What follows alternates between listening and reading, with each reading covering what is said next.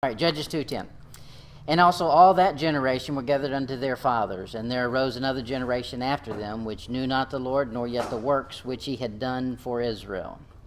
Okay, so there's no excuse for that. What happens is Joshua goes off the scene. Joshua is making sure they know the Lord and making sure they observe the law and do the things that are written. However, it's not long before just procrastination and laziness sets in, and then you have a whole generation who doesn't know anything about the law, which is America. By and large, the generation that's coming up right now doesn't know God. You've got to start at the beginning and explain and justify why you believe in creation, not evolution. That's not the way it was in America 50 years ago. Correct. Even being taught it at the home, they were not being taught it. Nowadays, in the home, they're not being taught anything about God. Nowadays, there is no prayer. There's no Bible. By and large, you'll be surprised, and I think this is a device of the devil. A physical Bible is so repulsive to people nowadays that what they want to do is get an app on the phone that they rarely look at. Rather than a physical Bible. You need a physical Bible, because it won't be long before all the Bibles are gone out of the home, and it's just the convenience of an app that you may or may not ever look at.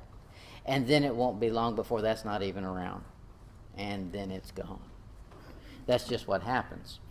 The other thing about that app, I've said before, the app is we dictate to the app. When you got an app, what you do is you start reading it and you say, okay, I want to know all the verses on this, and you plug it in. And the app is good for that. It'll give you all the verses like a concordance, and that's good. However, when you're reading a Bible, it's totally different. You sit down and that Bible starts dictating to you. It starts telling you, you do this, you do that. If you do this, I'm going to do that. Mm-hmm. And you're not thinking of, oh, I've got to find 25 verses on that word. Right. That's Israel. Israel fell into the trap of laziness. And they just ignored what they had been brought up with.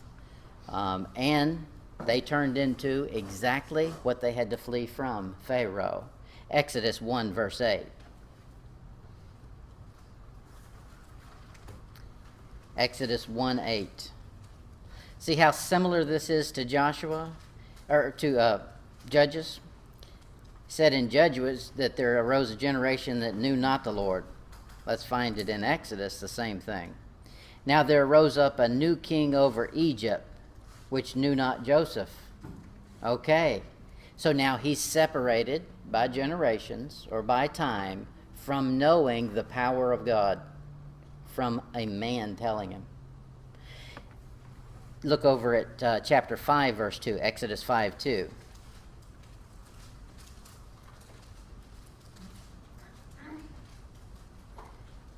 Now the children of Israel are identical to Pharaoh. Look at it. And Pharaoh said, who is the Lord that I should obey his voice to let Israel go? I know not the Lord, neither will I let Israel go. That's exactly where we find Israel in the book of Judges. They didn't know the Lord. So guess what? They're going to do what an Egyptian would do. They're going to be a heathen, just like the people they've been living with. We saw last week, instead of going in and killing the enemy, they started dwelling among them. Okay, evil communications corrupt good manners. They soon were part and party with the wicked people. And the wicked people are not there for your buddies. They're there for your destruction. And that's what they intended to do to Israel, and that's what they do time and time again. Judges 2, verse 13.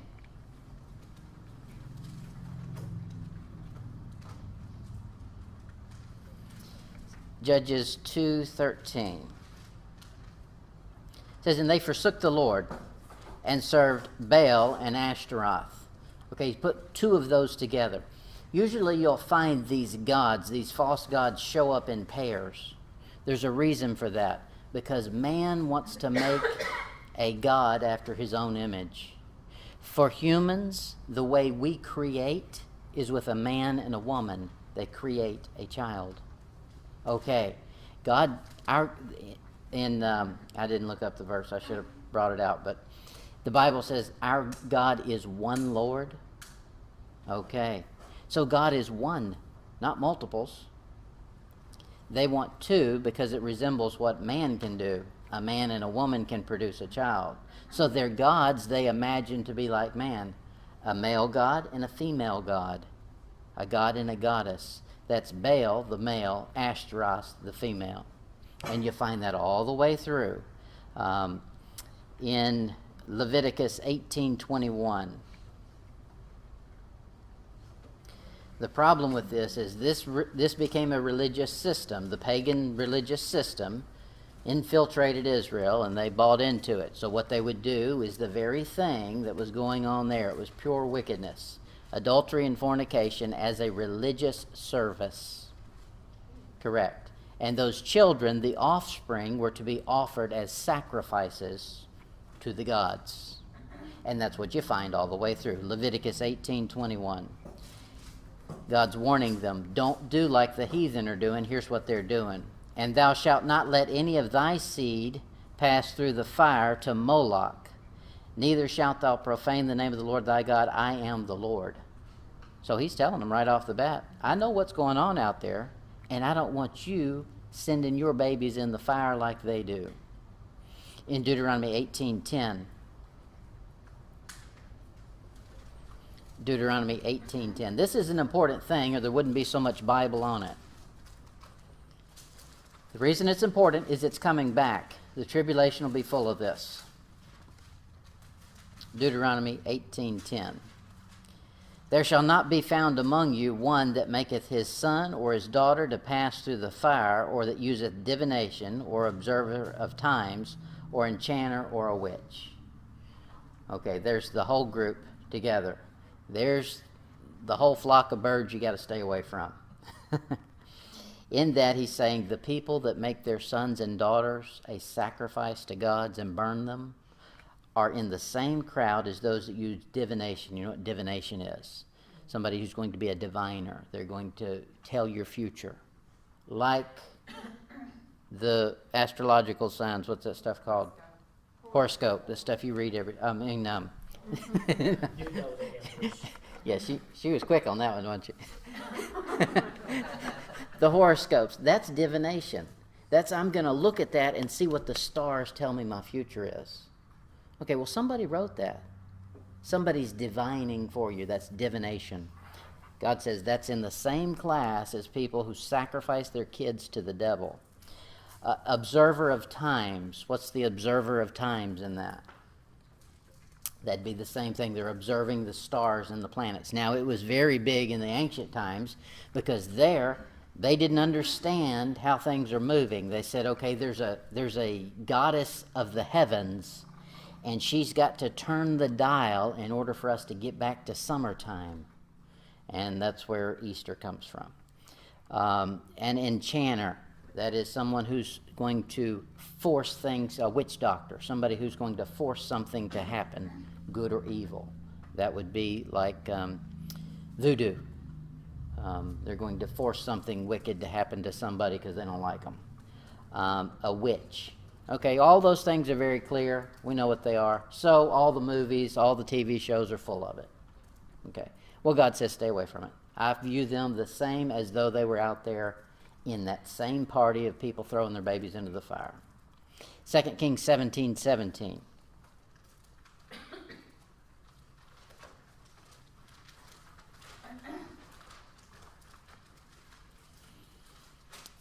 2 Kings 17:17. We find Israel, years later, down the road of degradation. You start living with the heathen and being their buddies. It's just natural. You're going to end up doing the same things they do. 2 Kings 17:17. And they caused their sons and their daughters to pass through the fire, and used divination and enchantments, and sold themselves to do evil in the sight of the Lord, to provoke him to anger. Okay, now it's really bad in the Old Testament because he's made the spiritual is very vivid physically. Now for us, it's the internal mind, the thinking. That's where we do just as wicked things, but we wouldn't do it physically out in the open. But we do the same things mentally. But just take note of it. When you're reading that in the Old Testament, don't just say, oh, how wicked they are. God sees our thoughts. We're just as wicked sometimes. The names of these false gods change from nation to nation and throughout time. Here's a list of them, and you'll probably hear these names. ISIS.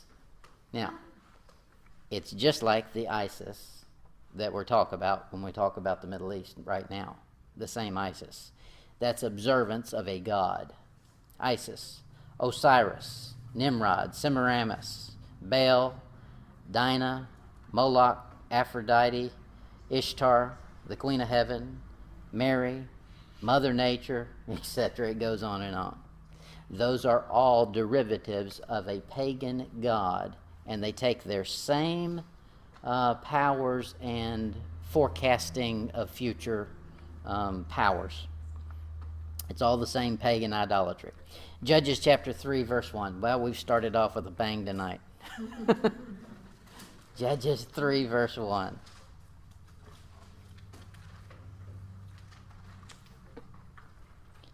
Judges 3:1. It says, now these are the nations which the Lord left to prove Israel by them, even as many of Israel as had not known all the wars of Canaan. Okay, I did a whole message on this one verse, but the record of apostasy is this: it's idolatry in any form.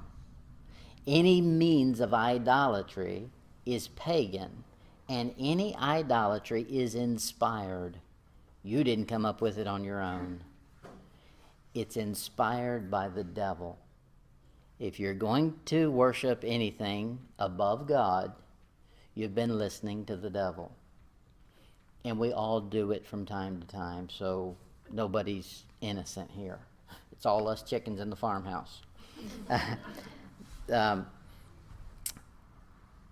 Let's see, Judges chapter 3. Judges chapter 3. Here's the result of idolatry.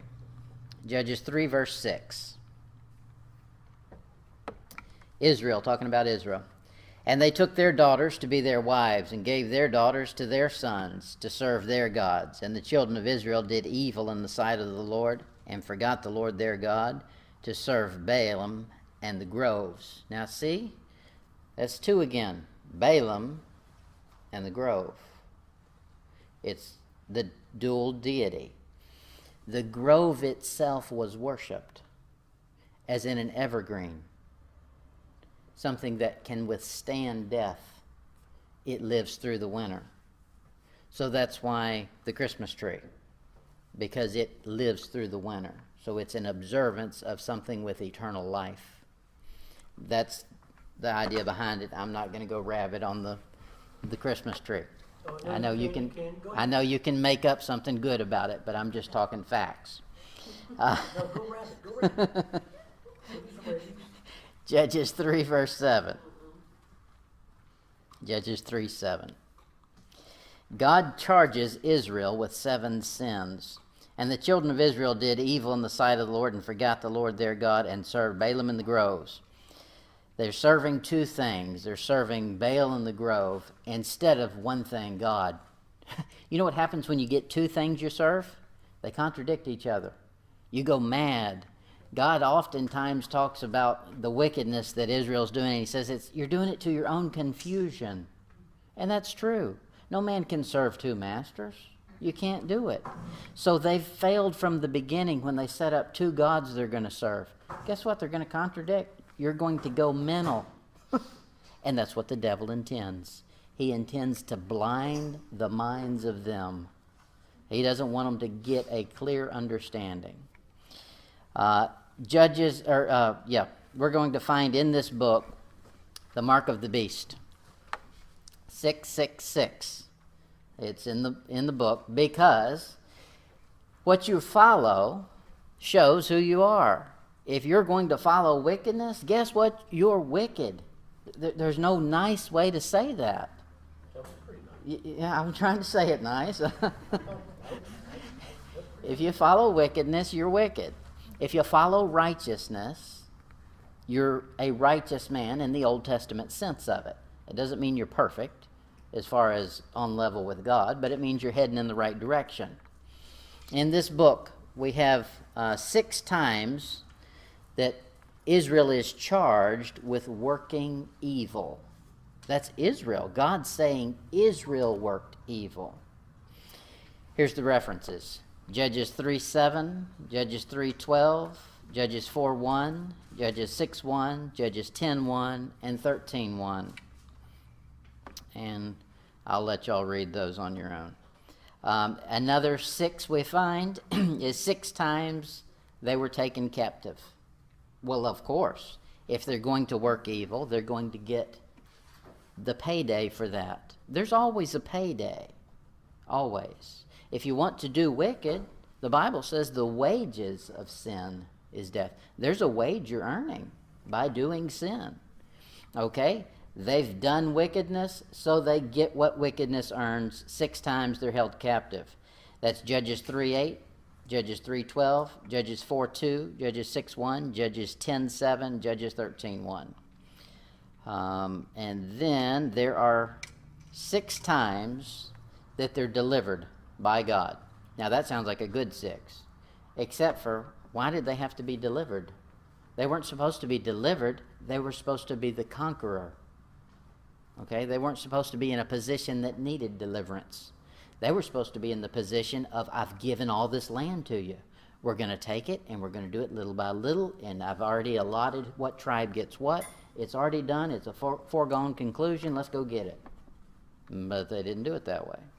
So that's the 666 that's in the book. Let's go to the next one. Judges 3, verse 9. Judges 3:9 says, and when the children of Israel cried unto the Lord raised up a deliverer to the children of Israel, who delivered them, even Othniel, the son of Kenaz, Caleb's younger brother. Okay, so we find all throughout this book, it's about rebellion and deliverance. Rebellion and deliverance. And guess what? That's us. We are nothing but this book personified. You'll find in your own life, you'll be doing good for a while, and then you start getting comfortable and you slack off, and before you know it, you've just rebelled. And you need deliverance. And you cry out, and you get back up, and you try to go again. This is what this book pictures a Christian just as plain as day. There's 13 deliverers in the book of Judges, because 13 is the number of rebellion. The first one is here, Othniel. That's Judges chapter 3. Ehud in Judges 3:12. Shamgar in Judges 3:31. Barak in Judges 4:1. Gideon in Judges 6:1. Abimelech in Judges 8:33. Tola in Judges 10:1. Jar in Judges 10:3. Jephthah in Judges 10:6. Ibzan, however you say that. Ibzan, that guy. In Judges 12:8, Elon in Judges 12:11, Abdon in Judges 12:13, and Samson in Judges 13. It's nice that we get the 13s all in there, because that's man. Man is a rebel from the birth. You are by nature a rebel. Jan's got a problem. Well, I remember Scripture saying that Samuel also judged, but then he was a prophet too, so it wasn't. He's not in the book of Judges, though. He wasn't. We're talking about the book of Judges. Samuel, the book of Judges, is not saying this is the only judges that judged Israel. The book of Judges is an interesting book. It's not laid out chronologically. It's done specifically, and it doesn't tell you who the author is. Now, you can do your own deduction, and it's probably Samuel. So, in that, there's a lot of information that we're left with. He doesn't give you a conclusion at the end of the book. There's not a, and here comes David, and we're all happy again. It doesn't end that way. Okay, the book of Judges is just a portrait of something for you to take note of. And it's laid out in a specific fashion so you can see the temptations that are going to strike your life and the probable order they're going to come in. Judges 3:10. This is Caleb's brother, Othniel. Now, that's a good family. Caleb's younger brother here shows up, and they need a judge, and so they revert back to what they know was a good line. Joshua and Caleb, those were the two that were something strong out of Israel, even when Israel went into apostasy. So, obviously, Caleb's dead at this point. His younger brother's still alive. They say, that boy's still doing good. Let's go see what he's got. And that's what happens. If you'll live right, you're not going to be popular. That's out the window. Popularity's gone. That's why we got such a mega church here. Popularity's out the window. However, when things fall apart and people need a change, they'll know you didn't go with the system to begin with, and they'll come to you because they want something different. That's what's going on here. Let's see some different things about him. Judges 3:10. Judges 3:10. And the Spirit of the Lord came upon him, and he judged Israel and went out to war. And the Lord delivered Cushionrithathaim, say that 10 times fast, king of Mesopotamia, into his hand. And his hand prevailed against Cushionrithathaim. That guy. Okay, there's something to notice here. The Spirit of the Lord was on him, or came on him. Now, we know we're following the right guy. The Spirit of the Lord's leading him. That's a good thing. How do we know the Spirit of the Lord's leading him? It's not the initial evidence of the Holy Ghost is speaking in tongues. That's not Bible. That's not the initial evidence in Acts either. It's a mighty rushing wind. But anyway, so here, what's the initial evidence? He judged. Judgment is the evidence of the Spirit of God. Now, that's not the thing we want to hear, but that's the thing that's needed. If you were doing everything right, you wouldn't need him anyway. So if you're doing something wrong, you need to be told, that's wrong. That's judgment. Okay? It may be harsh and it may be nice, but either way, it's judgment. I mean, you can be polite and be nice. That's good. But it's still judgment. I mean, I can hold your hand and pat you on the head and say, that really was not a good thing to do. You boil it down, and I'm still saying you did wrong. Okay, that's judgment. Okay, Judges 3, verse 12. Judges 3:12. And the children of Israel did evil again in the sight of the Lord. And the Lord strengthened Eglon, king of Moab, against Israel, because they had done evil in the sight of the Lord. Israel here is empowered by, or not Israel, Israel's enemy, Moab, is empowered by God. God's behind their correction. Not destruction, correction. Although for some it was a destruction. So the enemy of Israel was not their enemy. They had made God their enemy. So God said, okay, you want to see what it's like to have me as your enemy? I'll go join forces with the other side. And now let's see who wins. And sure enough, Israel is defeated. Israel's enemies are empowered by God, and you'll find that all the way through the Bible. You find Sennacherib and what's the other one? Nebuchadnezzar. You find them all through there. It's God who's empowering a correcting force. So just because your enemy is coming after you, just because life circumstances has beat you up, doesn't mean it's necessarily your enemy. It could be God correcting. But don't worry, God tells Israel, hey, I'll make a full end of all these other nations. Don't you worry about that. But I'm not going to make a full end of you. Okay, well, those other nations are the ones he used to correct Israel. But they're not going to be around long. So they better not get the high and mighty either. Judges 3:15. But when the children of Israel cried unto the Lord raised them up a deliverer, Ehud, the son of Gera, a Benjamite, a man left-handed, and by him the children of Israel sent a present unto Eglon, king of Moab. Now this is a great story. Eglon goes in, and Ehud goes into Eglon, who's a fat man, and he's hit a dagger under his robe, and he goes into the summer parlor and he stabs him with it, and it says it goes in so far he can't pull it out, and when he yanks on it, dirt comes out, and he has to escape through the side door and locks the doors behind him. It's a great story. There is no TV show, there is no plot that man can come up with that's not found its basis in Bible. They all have their plot in the Bible. And so if you need some good reading, Judges is a great place. Actually, there's not a bad place. Maybe First Chronicles. Right. Judges 13:15. It's God's right hand that gains the victory, because Ehud is left-handed. Okay? And I do what? Why is it important that it was left-handed? We'll get into that. As a matter of fact, you're going to find that they're ambidextrous. Am I saying that right? They can use both. No, right. In Psalms 44, verse 3. Psalms 44, verse 3.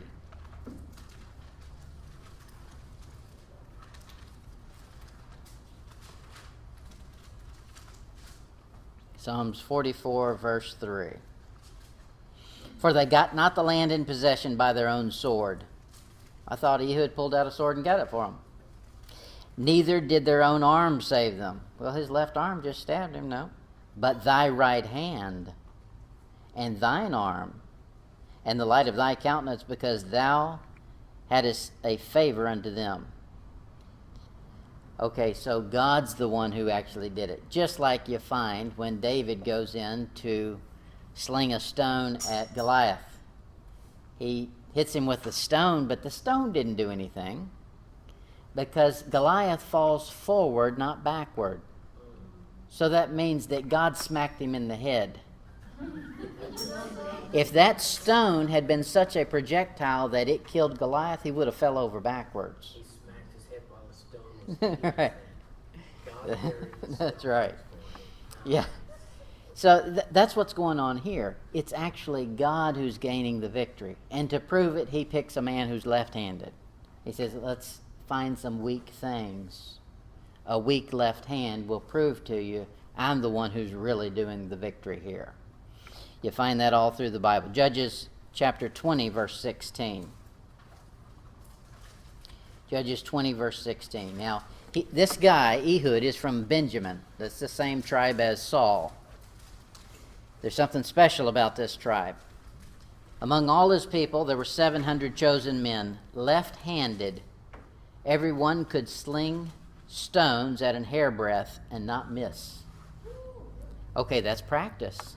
Left hand is not an easy thing to do. Now, I doubt very seriously that all of them were born left-handed.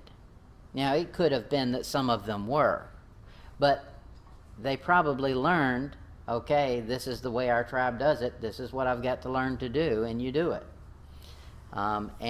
If you lost the use of your right hand, you'd probably learn to do a lot of things left-handed that you wouldn't naturally do. Okay, that's training. That's forcing yourself to learn to do something. That's what's going on here. But it's more than that. 1 Chronicles 12.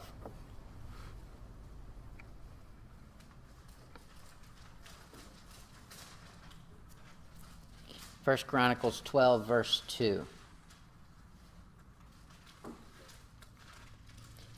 says, they were armed with bows and could use both the right hand and the left hand in hurling stones and shooting arrows out of a bow, even Saul's brethren of Benjamin. So these Benjamites weren't just left-handed because that was heredity. They weren't just left-handed because that was their preference. They were well-trained. Left or right, they knew how to use them both. And that's good. In this life, you're going to have to be balanced, left and right. We don't want to be right wing. Okay, that's conservative. We don't want to be right wing. Okay, if you're a bird and all you've got's a right wing, you're going to fly around in circles. By the same cause, you don't want to be left wing. You don't want to just be liberal. Okay, you'll still fly around in circles. It'll just be the other direction. You want to be balanced, and you'll go straight. Okay? There's a middle ground, and that's the Bible. Whatever the Bible has to say is balanced. Get the full story on it. Judges 3:18.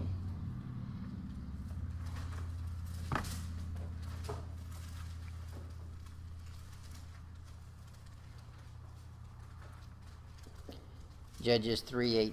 It says, and when he had made an end of offering the present, he sent away the people that bear the present. Okay, this is present.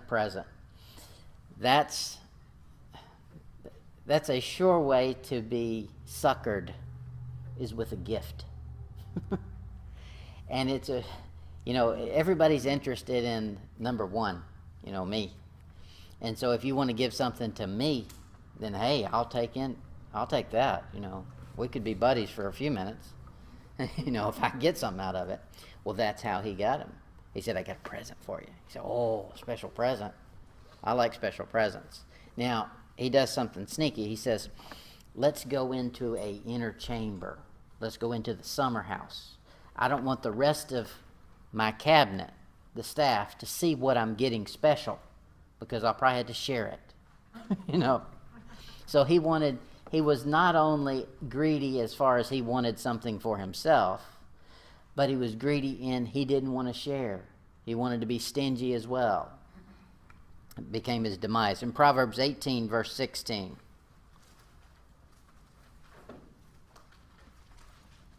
This is a principle. Proverbs 18:16. And Ehud used it well. It says, a man's gift maketh room for him, and bringeth him before great men. Okay? Bring a gift.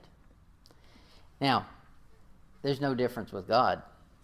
God's a great man. Okay? You want to get before him? Bring him a gift. Okay? I'm not talking about your pocketbook, although you might need to do that too. But I'm talking about your life. Everything. In the Old Testament, we find Israel was dictated everything to do and not to do. You've got to bring me 10%. You've got to bring me... That's not money. So let's correct that now. The modern church wants to say it's 10% of your money, that's your tithe. No, it had nothing to do with that. It had to do with crops. Okay? If you raised horses, you weren't bringing 10% of your horses. Okay? Because somebody would be doing that. Well, donkeys for sure. Maybe not horses, because horses were Egyptian. But for sure, somebody there was raising mules. Well, they weren't bringing any 10% of their mule colts in there. If you shoed the mule or whatever, if you put on the little metal things on their hoofs, you didn't bring 10% of those into the priest. What good would that do him? You gonna walk around on a shoe horse? What do you call it? Horseshoe. Better luck. Yeah, right. Okay, so it was specific things. It was crops. And the first time, it was 100%. The first fruit. The first thing that pops up, you give 100%. Now let's hear some modern preacher go off on that one. You owe 100%. Okay? Because that's what it was. 100% of the first fruit. But how often was it? Once a year. Okay? Well, I guess they would pick the right time for that. They could say income tax, you owe me 100%. Okay, then it moved on to 10% of the harvest. 10% there. Then it was also every third year you gave 10% to the needy and the stranger in the gate. Okay, well that didn't do the priest any good, did it? So you don't hear any modern preacher telling you about that one, because that doesn't go in his pocket. Okay? There's another tithe in there nobody tells you about. There's another tithe that says 3 times in the year every males are to appear before me. And he says don't appear empty-handed. He says if the journey is too far, sell the 10% and turn it into money. Go to the nearest city and get whatever your soul lusteth after, so that it's a time of joy. You don't hear any of them telling you that one. 10% was to be saved. It was a 10% saving that went in your account. Not the priest. Not the 10% going to the poor and needy. It was the 10% for you. How come nobody's preaching that one? Okay. All right, let's get out of the tithe. But those are principles. God had to dictate to them so they knew exactly what to do, when to do it, how to do it. We're not under the dictate. We're not under, you have to do this and you have to do this and this is how much. You know why? We don't get nothing. We've got zero. We're a slave, we're a servant, we're bought with a price. We're 100% His. So when He gives us something, it's really His. We ask Him, okay, that's great. Do I get to keep any of this? And He'll say, yeah, keep that one right there. You know, somebody over there probably needs some of that. And that's what you do. And so there's no, it's just between you and God. It makes it so much freeing rather than dictating.